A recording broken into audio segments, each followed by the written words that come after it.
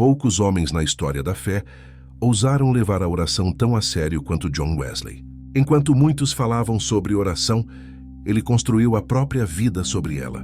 Enquanto muitos a tratavam como um hábito ocasional, Wesley a transformou em fundamento. E é justamente por isso que, ainda hoje, seu nome ecoa como um chamado silencioso. Aqueles que sentem que sua vida espiritual perdeu profundidade. Aqueles que oram, mas sentem que algo foi deixado para trás. Aqueles que conhecem as palavras, mas já não sentem o peso da presença de Deus como antes. Neste momento, não será apresentada uma fórmula rápida, nem um método moderno, nem promessas vazias. O que será revelado é algo mais antigo, mais profundo, mais exigente. Ao longo desta mensagem, será exposto o segredo que sustentava a vida de oração de John Wesley. Não um segredo místico escondido em símbolos, mas uma disciplina espiritual tão séria que poucos estão dispostos a imitá-la até o fim.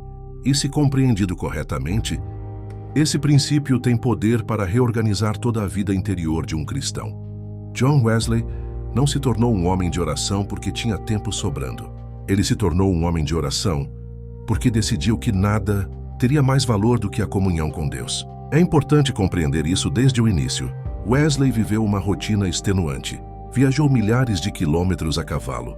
Pregou ao ar livre sob chuva, frio e perseguição. Dormiu pouco.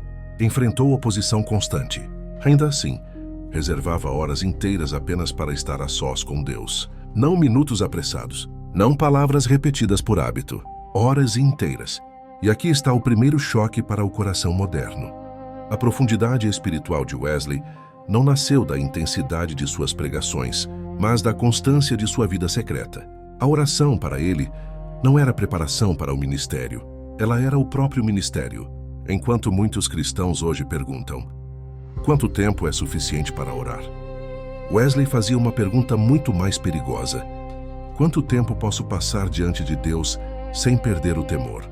Esse pensamento moldou sua vida inteira. Há registros históricos que indicam que Wesley separava de 4 a 6 horas diárias para oração, leitura das Escrituras e silêncio diante de Deus. Mas esse número por si só não revela o essencial. O ponto central não é a quantidade de horas, é a qualidade da rendição. Wesley não orava para se sentir melhor. Não orava para aliviar a consciência. Não orava para impressionar homens. Ele orava porque sabia que, longe da presença de Deus, sua alma rapidamente se tornaria seca, orgulhosa e inútil.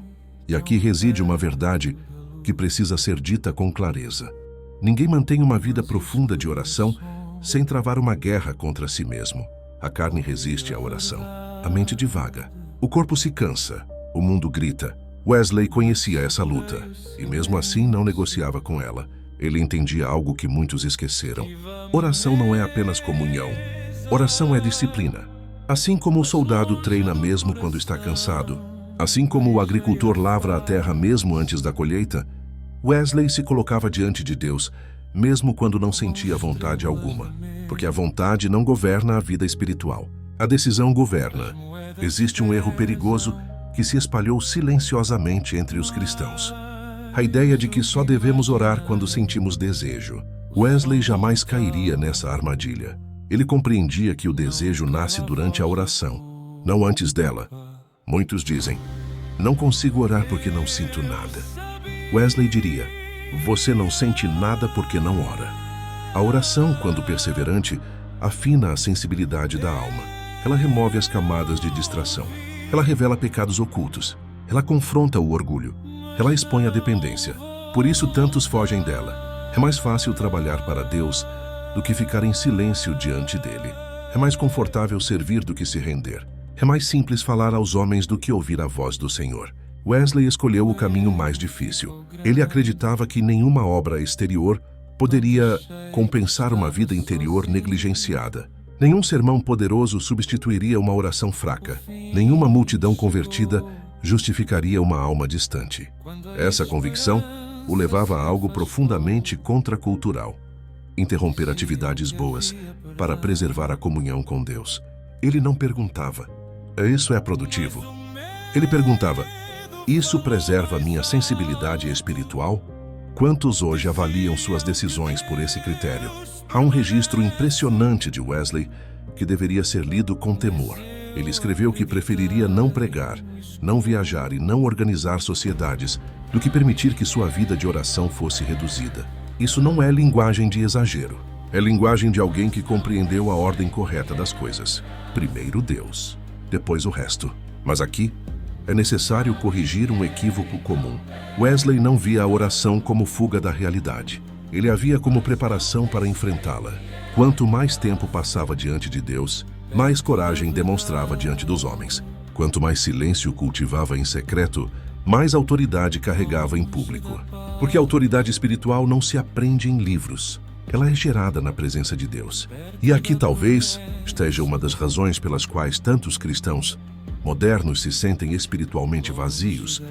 Há informação em excesso, mas presença em escassez. Conhece-se muito sobre Deus, mas permanece-se pouco com Deus. Wesley não separava a oração de obediência. Para ele, orar era alinhar a vontade humana à vontade divina.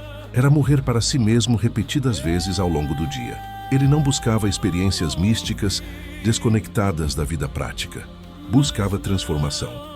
E a oração, para Wesley, tinha sempre esse propósito: tornar o coração mais santo, a mente mais submissa e a vida mais obediente. Se em algum dia ele percebia que sua oração estava vazia de arrependimento, sabia que algo estava errado. Se percebia que sua oração não o levava a amar mais as pessoas, sabia que havia orgulho infiltrado. Se sua oração não produzia humildade, ele não a considerava verdadeira. Esse padrão é alto, e justamente por isso é tão raro. Mas é esse padrão que será aprofundado ao longo desta mensagem, não como acusação, mas como convite. Porque o mesmo Deus que se revelava a Wesley permanece acessível hoje. A mesma presença que o constrangia ainda chama corações sinceros ao silêncio, à rendição e à perseverança. E à medida que esta reflexão avança, ficará cada vez mais claro que a verdadeira pergunta não é se Deus está disposto a ouvir, mas se estamos dispostos a permanecer. Se percebia que sua oração não o levava a amar mais as pessoas, sabia que havia orgulho infiltrado. Se sua oração não produzia humildade, ele não a considerava verdadeira. Esse padrão é alto, e justamente por isso é tão raro. Mas é esse padrão que será aprofundado ao longo desta mensagem, não como acusação, mas como convite. Porque o mesmo Deus que se revelava a Wesley permanece acessível hoje. A mesma presença que o constrangia ainda chama corações sinceros ao silêncio, à rendição e à perseverança. E à medida que esta reflexão avança, ficará cada vez mais claro que a verdadeira pergunta não é se Deus está disposto a ouvir, mas se estamos dispostos a permanecer. Há uma razão pela qual poucos permanecem fiéis a uma vida profunda de oração. Não é falta de informação, não é ausência de exemplos, é a dificuldade de sustentar uma vida de renúncia silenciosa diante de Deus. John Wesley compreendeu algo que muitos evitam admitir. Toda vida de oração verdadeira exige limites claros, limites contra o mundo, limites contra distrações legítimas e, sobretudo, limites contra o próprio coração. Ele sabia dizer não, não apenas aos pecados evidentes, mas às pequenas concessões que, pouco a pouco, roubam a sensibilidade espiritual. Wesley não acreditava que a alma se perde de uma só vez. Ele acreditava que ela se enfraquece aos poucos, cada vez que se escolhe o conforto em vez da comunhão, cada vez que se troca o silêncio pela pressa, cada vez que se prefere o barulho à presença. Por isso, sua vida de oração não era apenas um hábito, era uma linha de proteção. Ele sabia que, se não guardasse o coração, nenhuma disciplina exterior seria suficiente. E aqui surge uma verdade que precisa ser dita com franqueza. Não existe vida espiritual profunda sem escolhas dolorosas. Wesley escolheu acordar antes do amanhecer. Escolheu permanecer em oração quando o corpo pedia descanso. Escolheu silêncio quando a mente desejava distração. Essas escolhas não o tornaram rígido, elas o tornaram livre. Livre da escravidão do imediatismo. Livre da necessidade constante de estímulo. Livre da aprovação humana. Porque a oração verdadeira liberta o homem de si mesmo. Enquanto muitos acreditam que limites sufocam, Wesley descobriu que limites preservam. Preservam a paz, preservam a clareza espiritual, preservam o temor de Deus. E talvez esse seja um dos maiores conflitos do cristianismo moderno. Quer-se intimidade com Deus sem disciplina, frutos sem raiz, fogo sem altar. Mas Deus nunca mudou seus caminhos. Ele continua se revelando àqueles que o buscam com perseverança, não com pressa, não com superficialidade, mas com reverência. Wesley entendia que a oração não é um acessório da vida cristã. Ela é o eixo. Quando a oração enfraquece, a fé se torna barulhenta, porém vazia. Quando a oração é negligenciada, o serviço se torna pesado. O amor esfria e a alma se cansa. Mas quando a oração é restaurada, mesmo o fardo mais pesado encontra descanso. É por isso que Wesley não media sua espiritualidade pelo número de sermões, mas pela profundidade de sua comunhão. Ele sabia que o mundo pode ser impactado por palavras, mas só é transformado por homens que passaram tempo com Deus. E aqui talvez esteja o chamado mais urgente desta mensagem. Não recuperar apenas o hábito da oração, mas o respeito pela presença divina. Não orar para cumprir um dever, mas orar porque não se consegue viver longe dele. Esse tipo de vida exige decisões claras. Exige aprender a dizer não ao que parece inofensivo, mas rouba o tempo sagrado. Exige discernimento para entender que nem tudo o que é permitido edifica. E se esse princípio soa familiar, é porque ele atravessa toda a sabedoria cristã madura. A verdadeira liberdade nasce da renúncia correta. Há uma ligação direta entre a vida de oração de Wesley e os limites que ele estabeleceu para proteger sua alma. Nada era deixado ao acaso, nada era tratado como pequeno demais, porque quem zela pela vida interior não brinca com aquilo que enfraquece o espírito.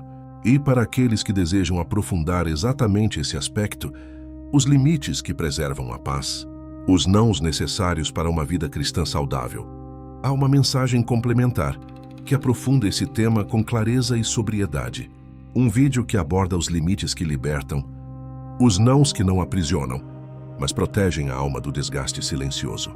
O link está na descrição e ele se conecta diretamente com tudo o que foi refletido aqui. Porque oração e limites caminham juntos. Sem limites, a oração se dilui. Sem oração, os limites se tornam peso. Mas quando ambos coexistem, a vida espiritual encontra equilíbrio. Antes de encerrar, porém, uma última reflexão precisa ser feita. Wesley não viveu assim para ser lembrado. Ele viveu assim porque temia perder a presença de Deus. Esse temor não o afastava. Ele o aproximava. E essa mesma escolha continua diante de cada coração sincero. Uma vida espiritual superficial, confortável e barulhenta. Ou uma vida silenciosa, disciplinada e profundamente viva. Não se trata de imitar Wesley em detalhes. Trata-se de aprender com sua prioridade. Se algo nesta mensagem tocou o coração, se despertou um incômodo santo, ou trouxe clareza sobre a própria vida de oração, escreva nos comentários uma palavra simples: presença. Essa palavra resume tudo o que Wesley buscava.